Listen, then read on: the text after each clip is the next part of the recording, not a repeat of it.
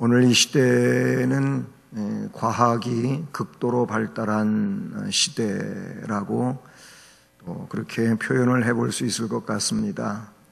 우리가 사용하고 있는 모든 전자제품들, 또 이동수단, 이런 것들은 정말 첨단적으로 발전이 되고 있지요.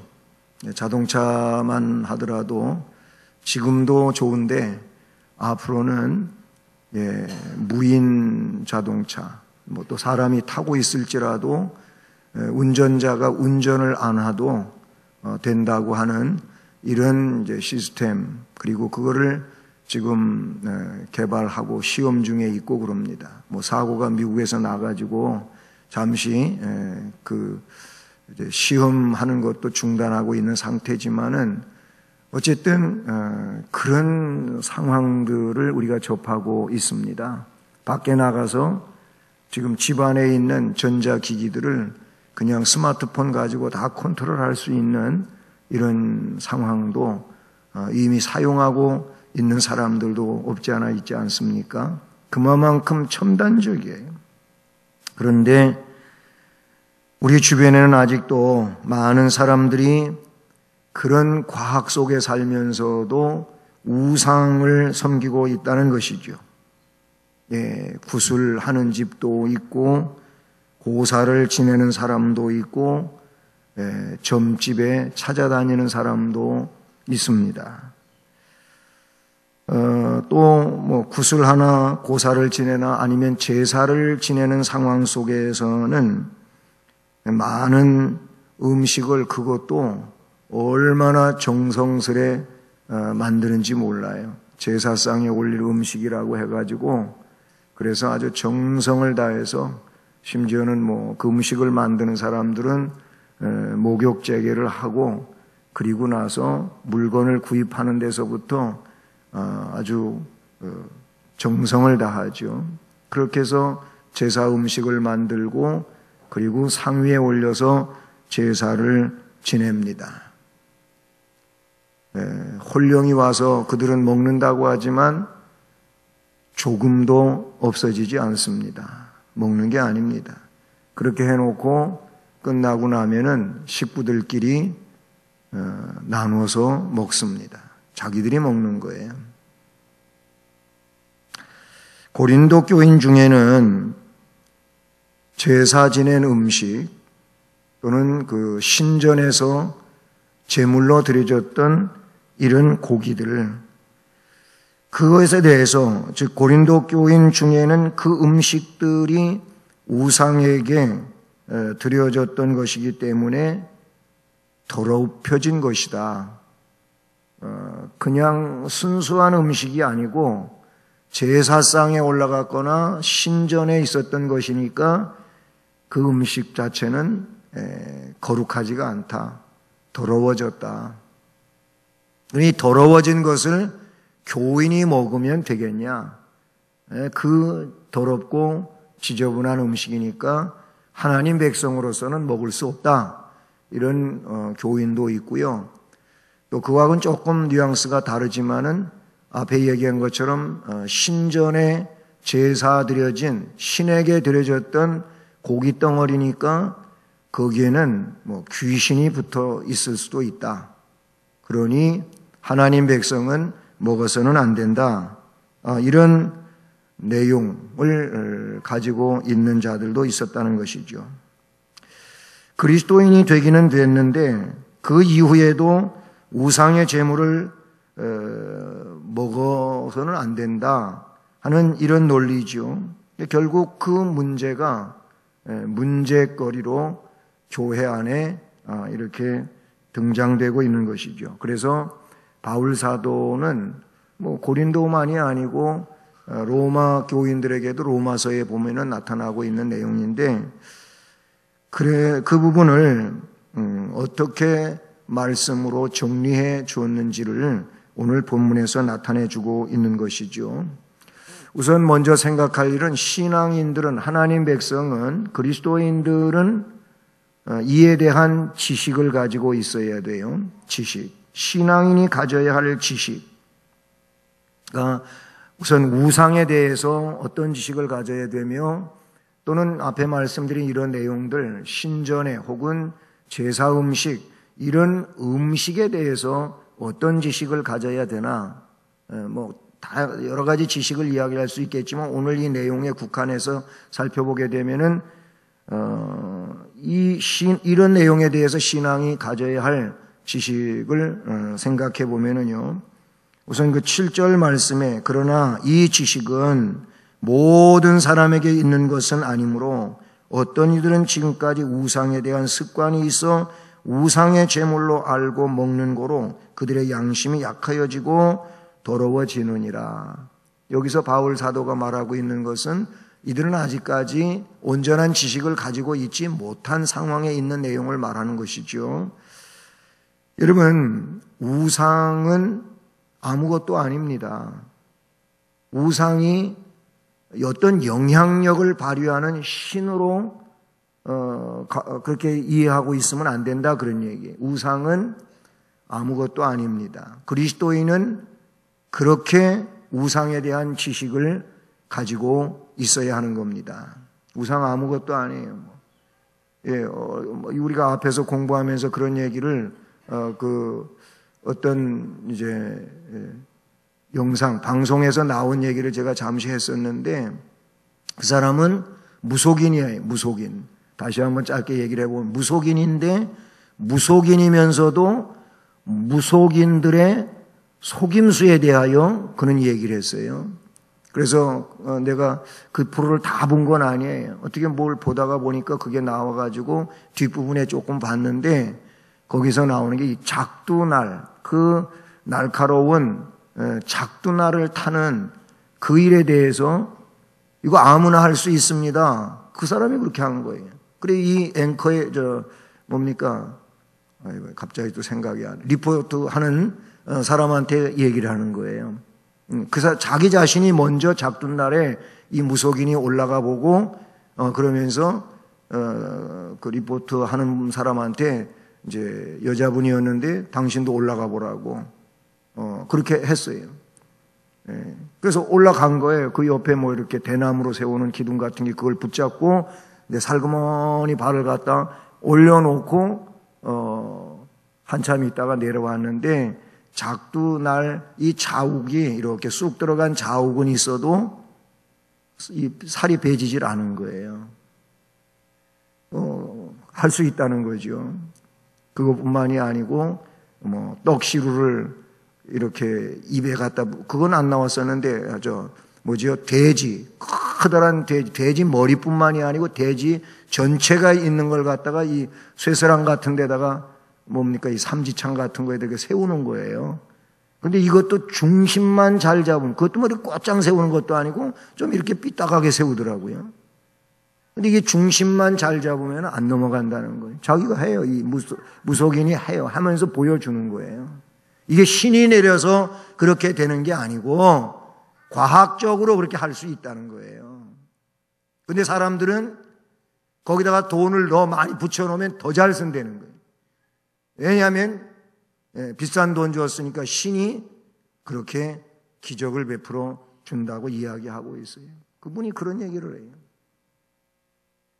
자기가 무속인으로 돈을 벌면서 무속인들의 속임수에 대해서 얘기하는 부분을 봤다 이거예요. 여러분, 우상은 아무것도 아니에요. 성경 시편 115편과 135편에 있는 말씀처럼 그대로입니다. 그것은 사람들이 깎아 만든 그런 나무 공예품으로서의 우상이든 아니면 주물로서 부어 만든 쇳덩어리로서의 우상 형태든 아니면 하나님이 만들어 놓은 하늘에 있는 해와 달과 별이든 아니면 바위든 고목나무든 강가든 장독대든 어디든 사람들이 만들어 놓은 우상들이 있지만 그것이 영향력이 있는 게 아니라는 거예요. 다만 영향력이 아니고 사람의 심리적인 작용이 크다는 거예요. 그래서 그렇게 자꾸 생각하면 그렇게 사람들이 이끌려 간다는 거죠. 우상은 아무것도 아닙니다. 좀 더 적극적인 표현을 해보면 하나님만이 참 신이고 그뿐만이 아니고 만물 위에 계시고 만물이 그로 말미암았다고 골로새서 1장 16절 말씀에 아주 자세하게 말씀해 주고 있어요. 성경 전체 하나님에 대해서 분명하게 이야기하고 있지 않습니까? 믿음이 약한 그리스도인들은 그런데 그렇지 않다고 하는 거예요. 믿음이 이런 지식이 없는, 그래서 그 지식으로서 온전히 받아들이질 못한 사람들은 아직도 하나님은 세고 우상도 신으로서 하나님한테는 못 미치지만 나름대로 영향력이 있다. 그 나름대로 신으로서의 어떤 역할을 한다. 아직 거기 참 지식을 갖지 못한 사람은 그런 지식을 갖고 있다 그런 얘기. 그런 얘기 여러분도 들어보셨는지 모르겠어요. 우리 교인들과 하는 얘기가 아니고 다른 사람들을 얘기하는데 근데 중직이래요. 교회에서 중직인데 그분은 아직도 제사를 지내고 있다는 거예요. 이 제사 때만 돌아오면 제사를 지낸대. 하나님도 믿어야 되지만은 조상도 잘 섬겨야 된다고 그분은 그런다는 거예요.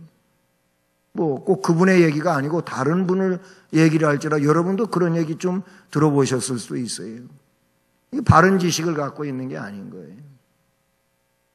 하나님만이 참 신이심을 믿고 있지 않기 때문에 그런 결과를 빚어낸다는 것이지요. 믿음이 약한 그리스도인들은 우상이 아무것도 아니고 어떤 영향력도 발휘할 수 없으며 오직 하나님만이 참 신이시며 온 세상의 주인이시고 모든 세력 위에 계신 분임을 기억하는 것.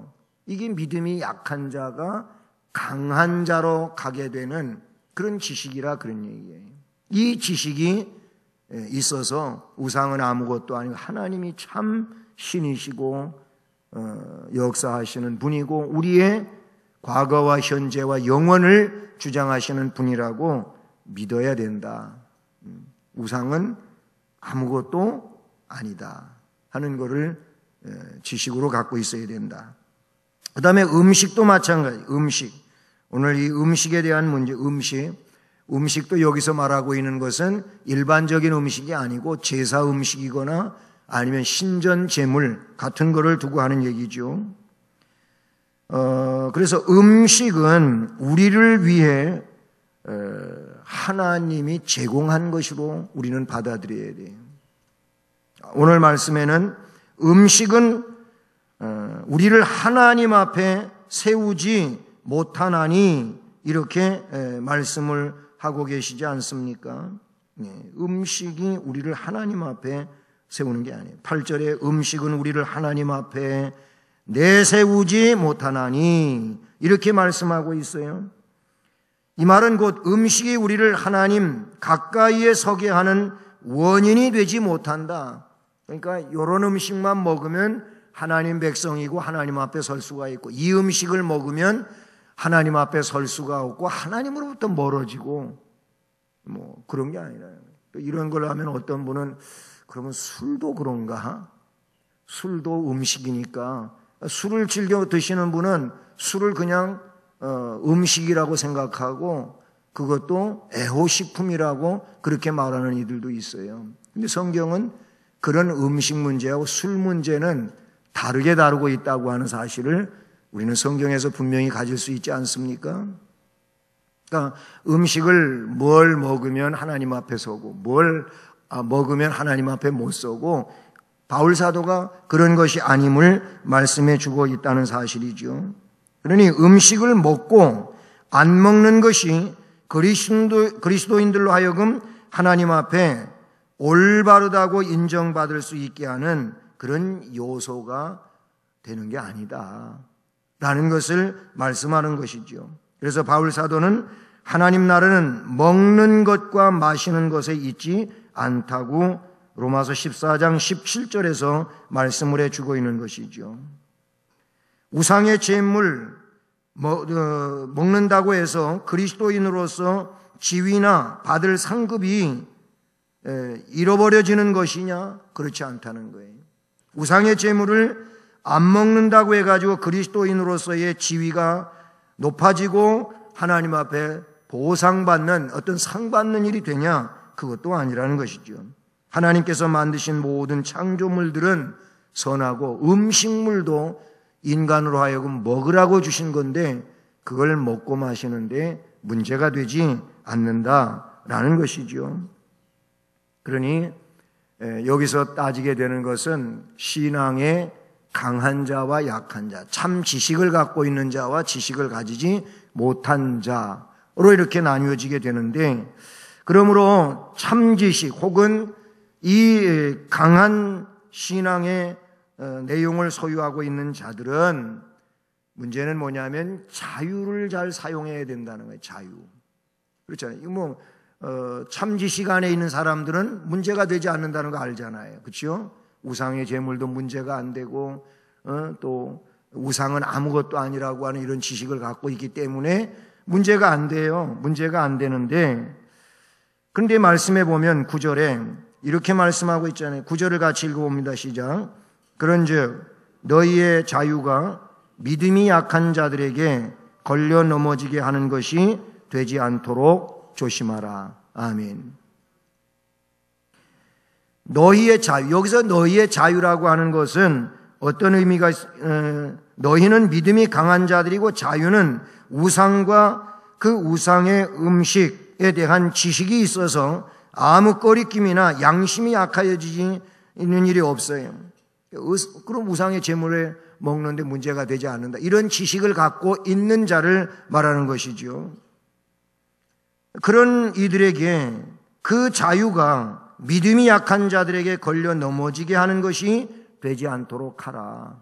너가 할 수 있다고 해가지고 아직 그런 지식을 갖지 못해가지고 그래서 그것이 문제거리로 되는 사람에게 내 자유, 나는 자유하니까 그냥 나는 마음대로 할 수 있다고 마음대로 하다가 보면 그 사람에게 신앙적 걸림돌이 되거나 문제가 되게 하는 그런 요인을 만들지 말라는 거예요. 이거는 이 음식의 문제 혹은 우상의 문제뿐만이 아니고 다른 여러 가지 상황에서도 우리는 연계시켜 볼 수가 있는 것이죠.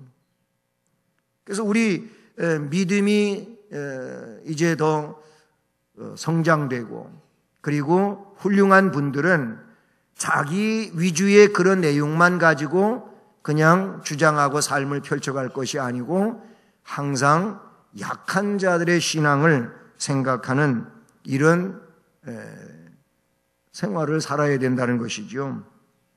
여러분 로마서 말씀 한번 찾아보시겠습니다. 로마서 15장입니다. 로마서 15장 1절부터 7절까지 말씀입니다. 로마서 15장 1절로 7절 우리 쭉 같이 읽습니다. 믿음이 강한 우리는 마땅히 믿음이 약한 자의 약점을 담당하고 자기를 기쁘게 하지 아니할 것이라. 우리 각 사람이 이웃을 기쁘게 하되 선을 이루고 덕을 세우도록 할지니라. 그리스도께서도 자기를 기쁘게 하지 아니하셨나니 기록된 바 주를 비방하는 자들의 비방이 내게 미쳤나이다 함과 같으니라. 무엇이든지 전에 기록된 바는 우리의 교훈을 위하여 기록된 것이니 우리로 하여금 인내로서 또는 성경의 위로로 소망을 가지게 함이니라. 이제 인내와 위로의 하나님이 너희로 그리스도 예수를 본받아 서로 뜻이 같게 하여 주사 한 마음과 한 입으로 하나님 곧 우리 주 예수 그리스도의 아버지께 영광을 돌리게 하려 하노라. 그러므로 그리스도께서 우리를 받아 하나님께 영광을 돌리심과 같이 너희도 서로 받으라. 아멘. 지금 앞에 설명한 내용을 이 말씀에 잘 담고 있다고 볼 수가 있습니다. 자, 믿음이 강한 우리는 마땅히 믿음이 약한 자의 약점을 좀 담당해 줘야 돼요. 아직도 믿음이 저래가지고 하면서 그 사람을 흉하고 무시하고 이렇게 하라는 얘기가 아니잖아요. 아직 성장하지 못했기 때문에 그러니까 그 사람을 어떻게 해요? 이해하고 그리고 세워지게 이끌고 가라, 그런 얘기예요. 자기를 기쁘게 하지 아니하는 것이냐. 나 기쁨만 내 중심으로 그렇게 살아서 아주 약한 자가 걸려 넘어지거나 잘못되는 이런 일이 있어서는 안 된다는 거예요. 우리 각 사람이 이웃을 기쁘게 하되 선을 이루고 덕을 세우도록 할지니라. 우리 주님도 자기를 기쁘게 하지 아니하셨다는 거예요. 이 죄인들을 구원해내기 위하여 자신을 희생시키는 그 삶을 사신 분이지, 자기 중심으로 자기 위주로 그냥 자기만을 위해서 주님이 언제 그러셨습니까? 무엇이든지 전에 기록된 바는 우리의 교훈을 위하여 기록된 것이니 우리로 하여금 인내로 또는 성경의 위로로 소망을 가지게 함이니라. 그리고 6절에서 한 마음과 한 입으로 하나님 곧 우리 주 예수 그리스도의 아버지께 영광을 돌리게 하려 하노라. 그러므로 그리스도께서 우리를 받아, 우리 주님이 우리를 받으시고, 우리도 다 죄인이고 연약한 자고 정말 부족하잖아요. 그런 우리를 주님이 받아가지고 또 예배 중에 또는 말씀을 통하여 우리를 훈련하시고 연단하시고 가르치시고 깨우치시고, 그렇게 하면서 그 말씀으로 우리를 성장케 성숙하게 만들어가고, 그리고 크게 성장하고 성숙하기도 하지 않았습니까? 우리 주님이 우리를 애초부터 받아주셨기 때문에 되어진 일이지, 주님이 우리를 야 네가 그래가지고 교인이냐, 너는 교회에 나가라, 너 같으면 안 된다, 이러시지 않는다는 말이에요. 주님은 우리를 받아주시고 기다려주시고 훈련시키고 그리고 가르치시고, 그렇게 하면서 끊임없이 우리를 성장시켜 가시는데, 그런 우리가 우리보다 약한 자를 무시하고 그리고 흉하고 허물하고 그러면 되냐는 말. 그렇게 하지 말라는 거예요. 그리스도께서 우리를 받아주셔서 하나님께 영광을 돌리신 것처럼 너희도 서로 받으라. 너희도 서로 용납해 주라. 그들을 인정해, 그 자체를 인정해 주고, 그리고 앞에 1절 말씀처럼 약점을 당당하여 그를 키워가라는 거예요. 다시 갈라디아서 6장 말씀으로 넘어가 봅니다. 갈라디아서 6장. 갈라디아서 6장 1절과 2절 말씀입니다. 같이 읽어봅니다. 시작. 형제들아, 사람이 만일 무슨 범죄한 일이 드러나거든 신령한 너희는 온유한 심령으로 그러한 자를 바로잡고 너 자신을 살펴보아. 너도 시험을 받을까 두려워하라. 너희가 짐을 서로 지라. 그리하여 그리스도의 법을 성취하라. 아멘. 우리가 성취해야 될 것은 그리스도의 법인 줄로 믿습니다. 그러기 위해서는 짐을 서로 질 줄 알아야 된다는 거예요. 그러면 약한 자의 짐을 강한 자가 져줄 수 있어야지, 그냥 자기는 됐다고 하고 나는 성장했다고 하면서 약한 자에 대하여 무시하고 그렇게 하면은 안 된다고 말씀해 주고 있는 것이죠. 온유한 심령으로 그런 사람을 바로 잡을 수도 있어야 되고, 그리고 나 자신도 약한 존재이기 때문에 자기를 자신을 살피면서 너도 시험을 받지 않도록 그렇게 두려워하라고 말씀해 주고 있다는 사실이죠. 여러분, 구약과 신약에서도 어떻게 규정하고 있는지를 생각해 보면은 더 잘 이 사실을 알 수 있을 것 같아요. 구약적인 율법적 내용으로서는 성별의 표시로서 이 신전 제물 같은 거 먹지 않는 일이 나와요.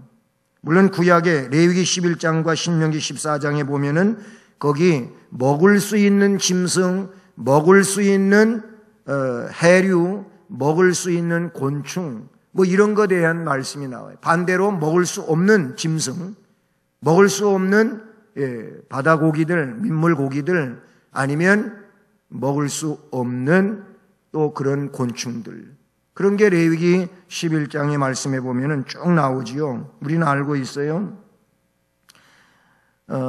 그리고 다니엘서 같은 경우에 보게 되면 다니엘과 그 세 친구가 포로로 바벨론에 잡혀갔잖아요. 그래서 이 느부갓네살 왕이 1차적으로 예루살렘에서 끌고 온, 유대 땅에서 끌고 온 자들은 전부 왕족 출신이거나 지혜자들이거나, 그러니까 그런 사람들만 1차적 포로로 끌어왔거든요. 그런데 그 중에 다니엘과 세 친구가 있었던 거예요. 그러니까 이들도 굉장히 지혜로운 자들이잖아요. 이제 바벨론 느부갓네살 왕이 그들을 가르쳐 가지고 일꾼으로 쓰려고 훈련을 시키려고 하는데, 그런데 왕이 제공하는 음식을 먹어야 된다는 거예요. 환관장이 왕으로부터 그 명령을 받았기 때문에 똑같이 공동으로 그렇게 음식을 먹으라고 하는데, 다니엘과 세 친구가 우리는 그거를 안 먹겠습니다. 안 된다. 그래서 그러면 열흘 동안만 한번 시험을 해 보십시오.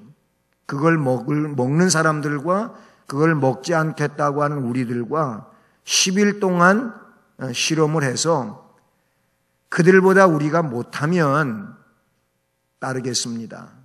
그러나 그렇게 했는데도 우리가 낫다고 느껴지면 그러면 우리가 하고자 하는 대로 계속 할 수 있게 해 주십시오. 결과는 다니엘과 그 세 친구가 그렇게 왕의 진미를 먹지 않아도 얼굴에 윤기가 있고 건강미가 있고 오히려 더 낫게 보이는 거예요. 그래서 허락을 했지 않습니까? 그렇게 해서 3년 동안 훈련을 받는단 말이죠. 그리고 왕 앞에 나아갔을 때 오히려 이들이 더 출중하고 지혜롭고 총명하고, 거기에다가 다니엘에게는 하나님이 꿈을 해몽하는 그런 지혜를 주셨다고 나와요. 그래서 이 세 친구가 그 누구보다도 더 유력하게 이렇게 황제에게 쓰임받는 그런 인물이 되었어요. 이들이 거기에 보면 우상에게 바쳐진 왕의 진미를 먹지 않겠다고 한 이 내용에 대해서 우리는 그러면 어떻게 생각해야 되느냐? 이들은 음식 자체보다도 하나님 앞에 그들과 다르다고 하는 어떤 정결의식과 정결하다고 하는 내용으로서 하나님, 여호와 하나님과 아니면 이방 신상과의 그런 차이점을 드러내기를 원했던 것으로 우리는 이해할 수 있다. 그러니 단순히 그 재물의 문제만이 아니고 과연 하나님이 어떤 분인지를 그들에게 알리고 싶었던 거예요. 그래서 다니엘서에 보게 되면은 그런 음식의 문제가 아니라 하나님이 거기 나와요. 내가 믿는 하나님, 느부갓네살 왕도 그 얘기를 하지 않아요. 또는 그 세 친구가 풀무불에 들어갔다가 나왔을 때 그때에도 그들이 믿는 하나님에 대해서 자신들이 믿는 신보다 뛰어남에 대한 이런 내용을 말씀해 주고 있는 것을 우리가 볼 수 있지 않습니까? 신약에 와서는 구약의 율법적 조항과는 많이 달라요. 우리가 복음서에도 그런 것을 느낄 수 있겠지만 특별히 사도행전에서 고넬료 사건이 등장합니다. 사도행전 10장에 보면 아직 예루살렘 총회가 모이기 이전 상황인데 그런데 사도행전 10장에서 고넬료 사건이 나와요. 이 사람 이방인 백부장이었어요.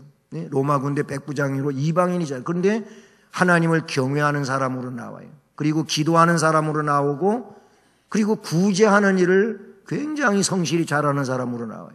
그래서 그 기도와 구제를 하나님이 이미 받으셨어요. 그래 이 가정에 하나님은 성령을 충만하게 보내실 것을 하나님께서 이미 계획하시고 거기 천사로 나타나시는 거죠. 천사를 보내시는 거예요. 그래서 그에게 요바항에 있는 그 시몬 베드로에게 심부름꾼을 보내서 초청에다가 예배를 드려라 하는 내용으로 계시를 줍니다. 그리고 동시에 요바항에서 머물고 있는 이 베드로에게 성령께서 하나님께서 나타나셔가지고 그에게 환상을 보여주시잖아요. 그 보자기 속에 있는 내용들은 구약에 먹어서는 안 되는 짐승들만 거기에 있는 거예요. 그걸 먹으면 율법적으로는 부정하게 된다는 거예요. 그래서 베드로는 그걸 보면서 이걸 잡아 먹으라고 하는 음성을 들었을 때 나는 지금까지 그런 것들은 부정하다고 여겨서 먹지 않았습니다. 안 먹겠습니다. 그때 하늘에서 음성이 들려오기를 내가 깨끗하게 한 것을 너는 왜 속되다고 하느냐? 넌 더럽다고 하느냐? 먹으라 하는 얘기예요. 이런 환상이 3번이나 보지 않습니까? 그러니까 3번 환상이 본 이후에 대문을 노크하는 소리가 들려온다는, 이 사람들이 바로 고넬료가 보낸 그런 신하와 종들이었어요. 자초지종의 얘기를 듣고 아하, 하나님께서 이방인에게 나를 보내시는구나, 나를 그곳으로 파송하시는구나 깨닫게 되었고, 그래서 하룻밤을 묵고 그 다음날 고넬료의 집으로 가게 되지 않습니까? 그리고 가서 고넬료의 집에서 설교하게 되고, 그 고넬료의 가정이 말씀을 전할 때 성령의 충만함을, 자기들이 성령 충만했던 것처럼 충만함을 받는 이런 걸 그들이 보게 됩니다. 그래서 그냥 세례를 베풀고 한 일이 사도행전 10장에 기록되어지고 있는 것을 우리가 보게 돼요. 거기도 보면 하나님은 이미 구약에 깨끗하다, 아니면 속되다, 이런 내용이 신약에 와서는 그것이 거의 다 해제된 거예요. 그런 내용으로 나오고 있죠. 그리고 예루살렘 총회에서도 먹는 일에 대하여 다 허락하면서 피채 먹지는 말라, 그러니까 피를 빼고 먹으라는 그런 얘기로서 사도행전에 그 예루살렘 총회에서 등장하고 있는 것을 우리가 볼 수 있다는 사실이죠. 중요한 거는 오늘 말씀의 바울의 결심입니다. 바울의 결심. 마지막 절 보십시오. 오늘 말씀 마지막 절 13절 다시 한번 같이 읽어봅니다. 그러므로 만일 음식이 내 형제를 실족케 한다면 나는 영원히 고기를 먹지 아니하여 내 형제를 실족하지 않게 하리라. 아멘. 바로 이겁니다. 바울 사도의 이 결심을 우리가 우리 마음속에, 우리 삶 속에 간직하고 살아야 될 줄로 믿습니다. 앞에 그 9절에 있는 것처럼 너희의 자유가 믿음이 약한 자들에게 걸려 넘어지게 하는 것이 되지 않도록 조심하라. 바울은 내 형제가, 내가 고기 먹는 일 때문에, 내가 이 재물 혹은 음식 이거 먹는 일로 내 형제가 실족되어진다면 나는 영원히 고기 안 먹겠다. 그것 때문에 내 형제가 실족되어지는 일이라면은 어느 부분만, 어느 일정 기간만이 아니고 나는 영원히 고기 안 먹겠다. 이 말의 의미가 뭡니까? 형제를 실족시키는 일은 하지 않겠다는 거예요. 그 일을 말하고 있는 거예요. 우리는 이 말씀을 우리의 삶의 뿌리를 내리게 해야 할 줄 믿습니다. 내 형제를 실족해 하는 일이라면 그것을 지금만이 아니고 끝까지 그만둬 버리는, 형제를 실족시키지 않기 위해서 해야 된다는 것이, 그렇게 해야 된다는 것이죠. 바울 사도의 결심은 그런 것이었습니다. 이 말씀을 보면 나 중심이 아니지요. 하나님 중심 혹은 타인, 형제의 유익을 위해서 살아야 함을 가르쳐주고 있는 겁니다. 내 자유를 마음대로 사용해서 타인을 실족시키는 이기적인 삶을 살 것이 아니고 오히려 그 형제에게 유익이 될 수 있도록 나를 절제시키고 나의 삶을 그가 좀 따라올 수 있도록 그렇게 이끌어갈 수 있는 삶을 사는 것이 우리가 해야 될 일인 줄로 믿습니다. 우리에게 주어진 자유는 그리스도를 위해서, 하나님 영광을 위해서 또는 영혼 구원을 위해서 우리에게 자유가 주어졌음을 기억하고 이 자유를 은혜롭게 유익하게 잘 사용해가는 우리 모두가 되기를 바라는 겁니다. 그러니 우리 모두 바른 지식을 가지고 복음적 은혜에 감사를 드리고 약한 자들에게 유익을 주는 삶을 살아가는 은혜가 있는 성숙한 자들 되기를 주님의 이름으로 축복합니다. 사랑의 하나님 아버지, 감사를 드립니다. 오늘도 성전에 모여